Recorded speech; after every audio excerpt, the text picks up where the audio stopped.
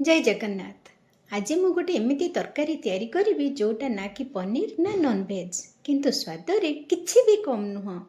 पनीर नुह कि नॉनवेज नुह ताहले निश्चय गोटे परिबा मोर परिबा तरकारी पनीर और नॉनवेज को मध्य टक्कर दब।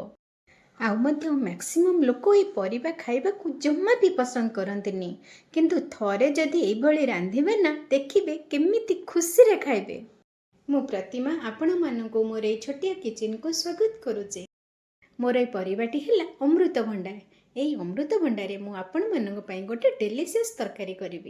प्रथम अमृतभंडा को धोई तार एमती ऊपर चोपाटा को छड़े नवा। पाचिला अमृतभंडा को तो आम फल आकार में खाऊचे, कंचा अमृतभंडा को आम तरकारी करुचे किंतु मैक्सिमम लोक कंचा अमृतभंडा खाइबा को जमा भी पसंद करंतेनी। किंतु जानिछंती कंचा अमृतभंडा आम स्वास्थ्य पई केते दरकार। प्रथमे तो है ये डाइजेशन रे बढ़िया सहायता करे, ता सहित आमर स्किन ग्लो करे। आ मो निज एक्सपीरियंस रे कहबी जदि आपण मासे कंचा अमृतभंडा को तरकारी किंबा डालमा जो भी करके खाउछंती निश्चय देखिबे आपनकर वेट लॉस हबो। ये कथा कहवा भितर मु अमृतभंडा को ग्रेटिंग करके रखिदेची। तापर गोटे कड़ई रे 2 चम्मच तेल नहीं ये ग्रेटिंग अमृतभंडा को तो पकईदबा। टिके नाकु लुण आउ एठी मु नेची अदा रसुण कंचा लंका को दरदरे छेचिकी नेची। मु बहुत जनकठू शुणी अमृतभंडार बास्ना तांको जमा भल लागेनी किंतु देखिबे अदा रसुण कंचा लंकार छेचा बास्ना रे अमृतभंडार बास्नाटी भी आहुरी बढ़िया हेजिबो। आपनको निश्चय भल लागिबो। याकु आमे एमती लो फ्लेम रे 5 मिनिट खंडे भाजिबा। लुण टिके पकई देछि, ता देहरु पानी बाहरी जीवो। से पानी द्वारा अमृतभंडा टिके न भाजी हिजिबो, सॉफ्ट हिजिबो। एठी मु नेछि 2 बड़ चामच बेसन रे टिके लुण और टिके हळदी। याकु आमे अल्प अल्प पानी दे गोटे पतला बैटर तैयारी करबा। देखंतु मु एमती अल्प अल्प पानी एथि दउछि हमर बेसन जेंते लम्प्स रहइबनी। सेथिपई अल्प अल्प पानी दे एमती बेसन को गोळेले किछि भी बिंडा रहइबनी आ गोटे बढ़िया फाइन बैटर हेजिबो। मुठी 2 बड़ चामच माने अध कप बेसन नहीं से पाखापाखि 1 कप मु पानी देछि। फेंटी सारा पर देखो आमर बेसनर कंसिस्टेंसीटा कौ भाया पाणिया हवा दरकार। आमर चकुली आणठू भी आहुरी टिके पाणिया हम।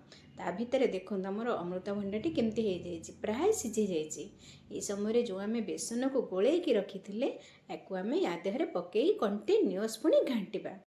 गैस को मीडियम फ्लेम रे रखी आम एमती कंटिन्यूअस घांटा द्वारा ये गोटे डो फॉर्म को आसीज। देखंतु ये आमर डो फॉर्म को आसीज। देखंतु तो या भितर अमृतभंडा पड़ी किए जापर कि आउ जो अदा रसुण कंचा लंका देते तार बास्नाटा भी या देहरे बहुत बढ़िया सेट हो जाए। देखंतु केते बढ़िया हो गला। बर्तमान आम गैस फ्लेम ऑफ करदे। गोटे प्लेट रे एमती टिके तेल लगे ये जो डो तैयारी करथिले ताकू रखीदबा। उपरटा को पूरा साइज करदबा। टिके ठंडा होगापी छाड़दबा। ठंडा है पर आमे ताकू छोट छोट पीस करी काटी ये आम पनीर क्यूब साइज रो सब काटिदबा। देखंतु तो केते बढ़िया हेजी, सॉफ्ट हेजी आ बढ़िया भी लगुच। आपण एमती ताकू तरकारी कर परिबे, नहले आकु चाहिबे जदि छाणी परिबे। आ काटिला बेले जो गुंड सब रही जाइछि ताकू मध्य एमती गोल कर दियंतु। ये आमर भी गोटे बॉल आकार हो गला। बर्तमान आसतु आम या तरकारी करवा। मु या न छाणिकी ये तरकारी करी। आपड़ चाहते ताकू छाणिबे। बर्तमान ये मुझे कौन करी ना अदा रसुण टमाटो को पेस्ट कर देइथिली।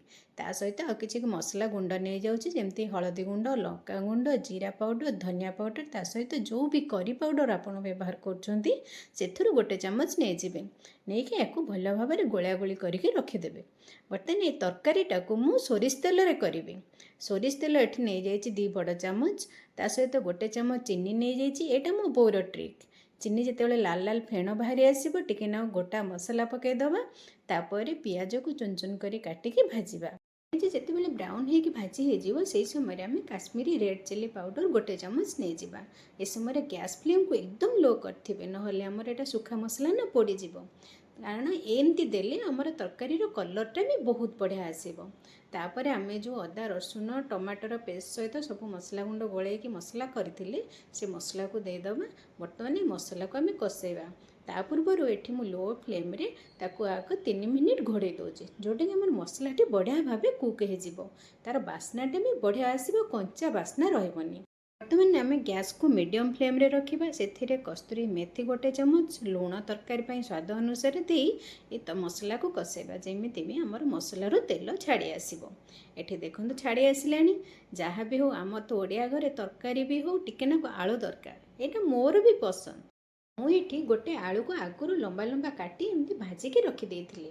ଏଇ ଆଳୁକୁ ମସଲା ସହିତ 2 ମିନିଟ୍ କଷେଇ ଦେବା, ତାପରେ ପାଣି ଦେବା।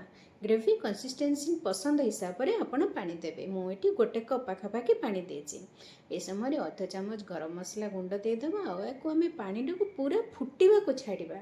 ପାଣି ଯେତେବେଳେ ଆମର ଟକମକ ହେଇକି ଫୁଟି ଆସିବ, ଆମେ ଯେଉଁ ଅମୃତଭଣ୍ଡା ବେସନରେ ପନିର କ୍ୟୁବ୍ କରିକି ରଖିଛି ସେ କ୍ୟୁବ୍ ଗୁଡ଼ିକ ପକାଇବା। ମନେ ରଖିବେ, ଯେତେବେଳେ ଆମର ପାଣି ଟକମକ ହେଇକି ଫୁଟିବ ସେହି ସମୟରେ ହିଁ ଆମେ ଏଗୁଡ଼ିକ ପକାଇବା। ନହେଲେ ନା ଆମର ଏଇ ଅମୃତଭଣ୍ଡା କ୍ୟୁବ୍ ଗୁଡ଼ିକ ଫିଟିଯିବ। এই ପନିର କ୍ୟୁବ୍ ଗୁଡ଼ିକ ପକାଇ ସାରିଲା ପରେ ଆମେ ଟିକେ କସସ୍ଲି ତାକୁ ଚାମଚରେ ଗୋଳାଗୋଳି କରିଦେଇ 5 ମିନିଟ୍ ଆମେ ତାକୁ ଲୋ ଫ୍ଲେମ୍ରେ ଏମିତି କଭର୍ କରିଦେବା। ଯାହାଦ୍ୱାରା ଆମର ପନିର କ୍ୟୁବ୍ ଗୁଡ଼ିକ ମସଲାର ବାସ୍ନାକୁ ଭଲ ଭାବେ ଆବଜର୍ବ କରିନେବ। ଆଉ 5 ମିନିଟ୍ ପରେ କଭର୍ ଖୋଲି ଦେଖାଉଛି। ଦେଖନ୍ତୁ ଆମର ତରକାରୀ କେତେ ବଢ଼ିଆ ହେଇଛି। ଆସନ୍ତୁ ୟାକୁ ପ୍ଲେଟ୍ରେ ସର୍ଭ କରିବା। ଆପଣ ୟାକୁ ଯେଉଁଥିରେ ବି ଖାଆନ୍ତୁ, ଭାତ ସାଙ୍ଗରେ କିମ୍ବା ରୁଟି ସାଙ୍ଗରେ, ସବୁଥିରେ ବି ବହୁତ ବଢ଼ିଆ ଲାଗିବ। ଆମର ଅମୃତଭଣ୍ଡାର ପନିର ତରକାରୀ କେତେ ବଢ଼ିଆ ହେଇଯାଇଛି। ଆପଣ ଘରେ ତିଆରି କରନ୍ତୁ ଆଉ କେମିତି ହେଇଛି କମେଣ୍ଟସ୍ରେ ଜଣାନ୍ତୁ। ଯଦି ଭଲ ଲାଗିଲା ଚ୍ୟାନେଲକୁ ସବସ୍କ୍ରାଇବ୍ କରିଦେବେ ଆଉ ସାଙ୍ଗମାନଙ୍କ ସହିତ ସେୟାର କରିଦେବେ।